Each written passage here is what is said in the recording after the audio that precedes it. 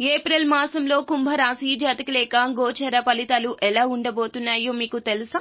బుధ, కుజ, శుక్ర గ్రహాల అనుకూలతచే అన్ని విధాలా అందరికీ యోగంగా ఉండబోతోంది.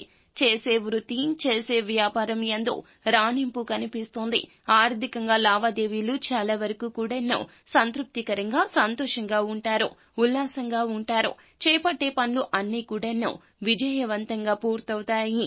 మొండి బకాయిలు వసూలు అవుతాయి. కోర్టు లావాదేవీలు ఒక కొలిక్కి వచ్చేస్తాయి. స్నేహితుల సహాయ సహకారాలు బహుగా లభిస్తాయి. ఇతరుల అభిప్రాయాలు గౌరవిస్తారు.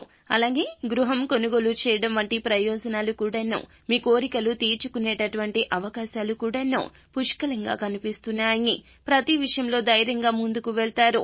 మధ్యవర్తిత్వం చేస్తారు. పెద్దలను, అధికారులను కలుస్తారు. మీ ఇంట శుభకార్యాలు జరుగుతాయి.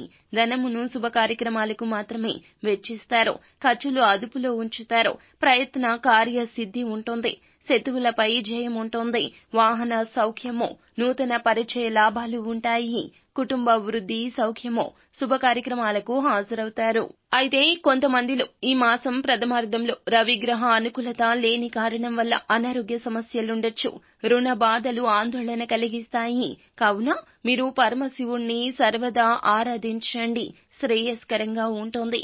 మీకు సంబంధించిన ఎటువంటి సమస్యల పరిష్కారానికైనా ఒక్కసారి గురువుగారికి కాల్ చేయండి. సమస్యల పరిష్కారాన్ని పొందండి. అంతా మంచి జరుగుతుంది. శుభం భూయాత్.